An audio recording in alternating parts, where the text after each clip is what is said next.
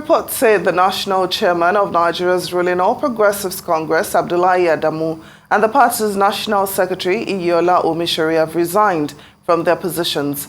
This came ahead of the National Working Committee meeting of the party, which held today. Adamu had fixed the National Working Committee meeting for July 17 prior to his resignation. Former Acting National Chairman of the All Progressives Congress, Hilliard Etta, joins us now to discuss the brewing crisis in the party, the just concluded National Working Committee meeting, the resignation of the principal officers, and the likely next point of action. Thanks so much for joining us on Newsday. Welcome to the program. Thank you very much for having me. Well, first of all, what more can you tell us about the resignation of Senator Abdullahi Adamu and Senator Hilliard Etta? Were they forced, as has been speculated in some quarters, to resign? My take is that there is nothing, whether in the social or the mainstream media, that suggests that the chairman and the secretary were forced out of their seats. I think they came to the realization that it was time to honorably step aside. There is no crisis in the party. I have read severally in some newspapers that there are crises in the party. There are no crises in the party. The National Working Committee, as I hear, have had a very fruitful discussions and a very fruitful meeting today. That meeting is to precede the meeting of the neck of the party and the caucus of the party. And I think everything is as it should be. The national chairman having resigned, the deputy national chairman from his zone of the country takes over, which is Senator Kyari. So I don't think that there are crises. I don't think that there are cracks in the party because the national chairman and the national secretary has resigned. I think we might have to find another word to describe what is going on other than crisis. Certainly something is afoot in the party, as I'm sure you would agree. We're getting reports, this is from a newspaper, by the way, the news reports that some of the national chairman's sins were collected in order to get him to step aside in a forceful manner. They said the over 80 billion naira that was earned through the nomination of the sales of forms and expression of interest forms. They don't know where the money has gone. The absence of quarterly reports on the income expenditure of the party and some other crimes. Could you just tell us whether or not these are just allegations, or if there's any truth to them, and how the party plans to deal with this, especially if the two of them step aside, what will become of them politically speaking? Well, first of all, I was here last week, and I said to Dr. Ruben Abati and Hussaini that the wish of the generality of the membership of the party is that having constituted himself into a distraction to the President of the Federal Republic of Nigeria, who happens to come from the same party with him, that it was most honorable for the national chairman to step aside. Now, the catalogue of sins, as you'd like us to call them, are in the purview of the National Working Committee. They have not come out to tell us that these allegations are true. And I believe that in due course, if these allegations are true, that the National Working Committee will address them. But for us, for some of us in the party, from the time that the national chairman, who was supposed to be an umpire in the primaries of the presidential elections or the presidential primaries, came out to canvass for a particular aspirant amongst the aspirants that were contesting for that ticket, it showed clearly that he was most unkind to other aspirants, and that is not the place of the national chairman. That is not the duty of the national chairman. The national chairman is supposed to be an umpire who is not supposed to exercise at all. For him to have come unilaterally without the support of the National Working Committee to tell Nigerians that Senator Lawan was the consensus candidate of the party, was to say, albeit that he had pocketed the party, and that is not in contemplation of the role of the national chairman of the party. The national chairman of the party is to direct the affairs of the party. He is not a dictator. He is not the one that should pocket the party and tell of the decisions of the party as if it is his fiefdom. Now, having said so, you know that Alhaji Adamu Abdullahi has had a very colorful political career. We wish him the very best in his retirement. If this is his last outing, but if it is not his last outing, we wish him the very best in his future endeavors. But for today, we are happy that the party has an opportunity of recreating itself and having the party as a partner to Mr. President in his attempt to rework and reset Nigeria. For Dr. Yola Omishore, I wish him the very best, just like I wish the national chairman. I wish him the very best, and I know he's still a young man. He has his work cut out for him in the political field, and I'm very sure that he will find something to do within the ambit of politics. So that is as it should be. To assume that because the national chairman and the national secretary have resigned their positions and therefore there is a crisis in the party is to assume what is not available. There are no cracks in the party. There is no crisis in the party. Senator Kyari has taken over. I believe that the Deputy National Secretary will be acting in the place of Dr. Omishore, and so there is no crisis in the party at all. Well, you said there is no crisis in the party, but there are reports that Senator Yola Omishore stormed out of the National Working Committee meeting today, and we also know that Senator Abdullahi Adamu was not present. So from what we are saying, it does seem like there's a little bit of conflict as regards the resignation of these two men, even though, you know, the party is trying to paint it like the resignations were voluntary. Well, from what I hear, the information is that Dr. Omishore had resigned before the commencement of the meeting. So he could not have been a part of the meeting that he had resigned from. He had resigned his position as the secretary of the party, and so he could not have been a member of that meeting or a participant of that meeting. So there is nothing to suggest that he was stopped as a member of the NWC from attending the meetings of NWC. Mr. Omishore ceased to be a member of the NWC the moment he resigned his office. So there is no crisis. There is no crisis at all. I can assure you that the APC will fill the positions that have become vacant now in a very seamless manner. Media reports are also saying that it might have been the last straw for Senator Adamu, because when he denied knowing the emergence of the principal officers in the Senate and the House of Reps, he said he wasn't carried along and it wasn't of the party. A lot of people were saying that the blood was already in the water at the time. But now that we have these two resignations, obviously there will have to be a review, some kind of election, a midterm elective convention in order to get new principal officers. Is this good? Is this a step in the right direction? Fresh blood, new ideas? Is this more of what the APC is going for?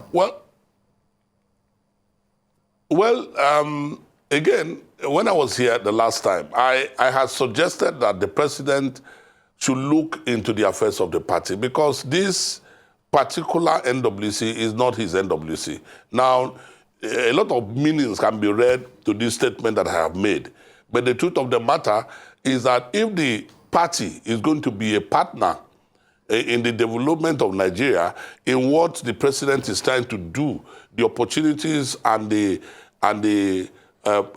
excellencies and the processes that the president is trying to unlock in Nigeria, then he must have a party that is on the same page with him. He cannot have a party that is a distraction to him. Now, for the national chairman to have said that whatever was done in the National Assembly was a rumor to him, was, to say the least, very mischievous. Because the national chairman has a direct access to Mr. President. The national chairman has a direct access to the president of the Senate. And so if there was any communication gap, to fill it, the national chairman just needed a telephone call or a visit to these august gentlemen. But if he had come out to say that, look, these things are rumors to the party, it beggars belief whether we are of the same party, whether he was talking, it would seem to some members of the party that the national chairman was speaking as if he was the chairman of an opposition party. And this is why we said that was a distraction, a very serious distraction indeed. And the president does not need this kind of distraction at this time. And so it was a good thing that the national chairman decided that it was time for him to go, and he left honorably. It is the best thing that has happened to him. Fortunately for us, we have not had the kind of long-drawn battle that our brothers in the PDP had before Senator Ayu was booted out. In this case, he took the most honorable path, and we wish him the best. Did he take the most honorable path without any form of persuasion from Mr. President? Well, I don't know what you want me to say, but the truth is out that the man resigned on his own. I mean, if the president forced him to resign, we will still get to know about this. But for now, the information is that Senator Adamu Abdullahi, on his own, resigned his office. There is nothing to suggest that the president put a gun to his head. There is nothing to suggest that. All right, let's move on. Obviously, what has been done is done. The party is moving towards curating the affairs of the country. As we know, globally, there's food insecurity. We've been talking all day about Ukraine stopping, the Russia-Ukraine grain deals being an issue. There's a lot of hardship in the land, internationally and especially locally. We know that the president has asked for a certain billions of money in order to create some kind of cushion and palliatives for us as well. There's been some kickback concerning that as well. What should and what will the APC be focusing on as we move forward?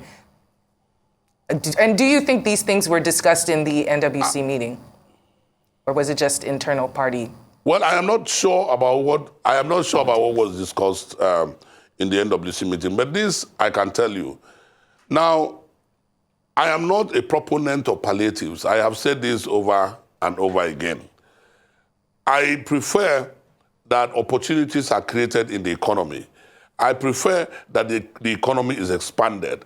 I prefer that our infrastructures are enhanced. I prefer that the ways and manner that other economies have moved should attract us to move in same manner.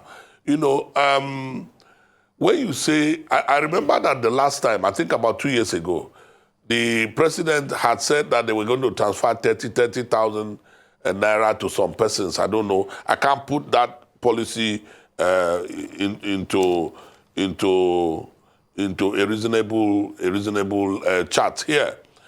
But I am very sure that the purpose of that policy was defeated, because I know that a lot of Nigerians were not able to benefit from that policy. Now, Nigeria is a country that for today, we do not have the database to be able to identify the demography that the president is talking about. The president is talking about the very poor. And how do we identify them? How do we reach them? This is my point. For now, I think that the country has to focus on the development of a database, a reliable database, in such a manner that if we have these kinds of programs, we can therefore depend on the database to lead us to where we need to go. For now, 500 billion, they're going to transfer 8,000 naira to a household. Which household are they talking about? You remember that there was some form of controversy even about school feeding when we were on lockdown because of COVID-19. You remember that episode? These are the kinds of things that happen when government throws money into the system and say that we are going to sort out a few persons in the country. Now, how many of those poor people are covered by BVN? How many of those poor people are covered by NIN? How can we now be sure that these 500 billion naira that has been budgeted will go to the poor as we have set out to do? So these are some of the questions that need some answers before we embark on this. I know that the president is in a hurry to alleviate the sufferings of the people, but it has to be properly worked out. That is for me. I'm very happy because the president is more of a revenue man. And one of the problems that we have had in this country has been that we do not have enough revenue for Nigeria. So the best thing to do now is to focus on the expansion of the revenue base of Nigeria. Focus on the expansion of the industrial base of Nigeria. Focus on creating opportunities for the teeming youth of Nigeria. Focus on stopping the exportation of our jobs to China and importation of consumer goods to Nigeria. These are some of the things that I am very sure that the president is going to do, but I think that Nigerians should give him support and have some little bit of patience. These things are going to be done. Well, sometimes, when you ask Nigerians for patience, some analysts believe it seems the APC is actually taking advantage, of the resilience and can-do spirit of Nigerians. Some analysts say since 2015, that these Nigerians have suffered untold hardship under the APC. And in just less than 2 months, of this new administration, already you can see what we are going through with the fuel subsidy removal. According to the National Bureau of Statistics, 63% of Nigerians, or 133 million people, are multidimensionally poor. According to the World Health Organization, fewer than 4 million Nigerians were pushed into poverty in the first 6 months of this year, with another 7.1 million more expected to join the conundrum if fuel subsidy removal is not properly managed. So I ask you, as an APC chieftain, what hope really lies ahead, not the cold words of comfort, that government officials usually give? First of all, I am not a government official, so I'm not going to give you those kinds of words that come from a government official. I'm just telling you that this president is different. I do not want to go into the internal dynamics of what even us in the APC witnessed in the past 8 years. But what I can tell you is that this president has antecedents. And so when we ask Nigerians for patience, when we ask Nigerians for support, we do this knowing that he had done it before and that he will do it even better now because he has the benefit of hindsight, he has benefit of experience to even do better. Now, one of the problems that we have in Nigeria is that our source of revenue is so narrow and so small. And the expectations of a humongous population of about 200 people is such that that kind of revenue is completely insufficient to deal with the challenges of our society. So the thing to do is to find a way and expand the revenue base of the country. And now who is best suited to do this? Is the same man who did same in Lagos when he met Lagos at 600 million as internally generated revenue and left it at 15 billion. And today Lagos is generating over 55 billion. Now, why is revenue important? Revenue is important because when you talk about multi-dimensional poverty, you're talking about access to a lot of things that this revenue can fix for Nigeria. So, but he cannot do it in 2 months. I understand the pains of Nigerians. I am a Nigerian, so I also go through these pains. I have family members who go through these pains. We understand this, but we can only ask for patience and for support for this president. We know that he is going to do it. Now, if you have seen, one of the few things that he has done is to set up a committee to look into our tax regime. The people who ought to pay tax most governments in the world predicate their development on taxation. But in Nigeria, most people who ought to pay tax are strolling our streets and driving the best of cars and living in the best of houses, not paying tax. We need to focus on all of these kinds of reforms to expand that tax base, as I have said before, so that we can fund areas that will mitigate against poverty. So that is why there is nothing else that one can say at this time, except to say that, look, this man has the capacity. He has shown it before, and so if you give him a little time, he is going to do it again. All right. Great conversation there. Thank you for joining us, Hilliard Etta. Always good to have you on Newsday with us.